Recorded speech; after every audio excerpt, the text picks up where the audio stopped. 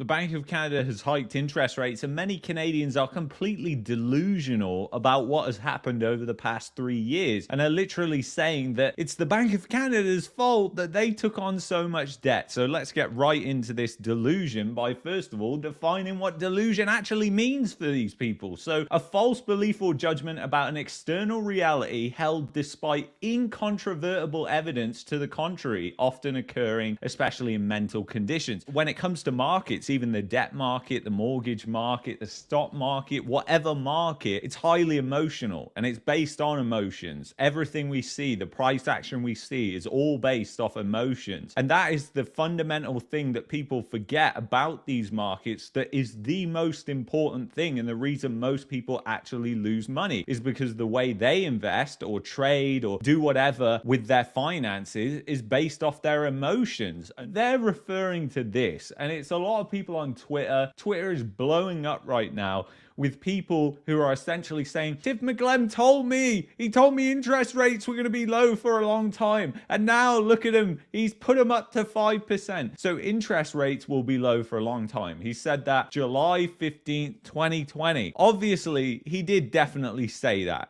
There's no denying it. And I'm not saying that the Bank of Canada is any sort of perfect institution by any stretch of the imagination. You guys know I would not defend the Bank of Canada when it comes to most things. But when it comes to what they actually said, yeah, you know what? I'm going to get behind them, because it's obvious in this case that people are just completely delusional about what they've said and are just completely ignoring what they've said after this. So yes, they did say this in 2020, but it's very important to note what they said after that. So Bank of Canada warns buyers of early signs of overheating in housing market. Governor will keep rates low for now, but sees signs of excess exuberance in market. So, you know, if you were reading that unbiased, you'd be thinking, oh, okay, so maybe rates aren't going to be low for that long, okay? And they even talk about this in this article. So, you know, you don't have to be a rocket scientist to work it out. So, despite early signs of overheating in Canada's housing market, Bank of Canada Governor Tiff Macklem so far has no plans to raise interest rates until the economy and employment are back on track following the slump caused by the pandemic. Now, obviously, that was completely artificially distorted away. So those things did improve to the extent that they could start raising rates, and that definitely happened. And then he also said the economy would continue to need monetary stimulus likely until 2023. Notice he didn't say definitely until 2023. He said likely until 2023, even though there are already signs it could be distorting the residential real estate market. And another thing that I want to highlight is right now, Tiff Macklem is saying that they're going to hold rates, and they're going to probably hold rates for a year or something like that. That's what the Fed and the Bank of Canada are coming out and saying. And I just want to be totally frank with you and say that they won't do that. If there is a massive economic crisis, if it seems like deflation is really happening, do you really think they're going to be holding rates this high? No, they're not. It's just all talk. And their views change with the data, which is what you would expect as a normal person just thinking about things logically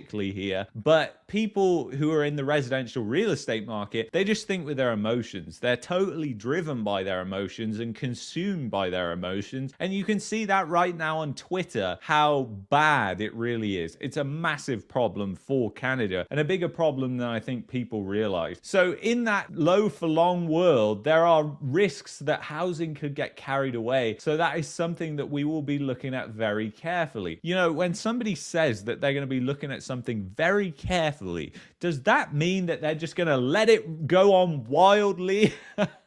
They're just going to let it rip and they're not going to do anything about it? I mean, in some ways, they did actually do that, but then they came in 2022 when inflation got out of hand and they started raising rates. And that was what they did. And in my opinion, that was way too late. They should have started raising rates in early 2021 when he was talking about it right here. That was when he should have been raising rates, but he did leave it for too long. Regardless of that, when somebody says that they're closely monitoring something, something, you don't just say, oh, yeah, you know what? He said in 2020 that we can borrow as much as we like and rates are going to stay low forever. When actually he's saying that likely until 2023, that's just a year's difference from 2022 when he actually started raising rates. So it's very interesting. And then some observers have already expressed worries that the Canadian housing market is rising at an unsustainable pace, leaving critics, including some in the real estate industry, nervous of a boom followed by a devastating bust once interest rates finally start to rise. So there are some sane people out there, because that's exactly the scenario that is at play right now. That's exactly what's happening, and that's exactly why there's so much emotion out there. And if people could come up with this in 2021, then why couldn't the Bank of Canada listen to them and do something? You cannot just sit there and say, you know what, I borrowed a load of money and it's all the Bank of Canada's fault that they didn't actually keep those rates low for as long as they said they were, which was really vague anyways, because they didn't give a time frame really,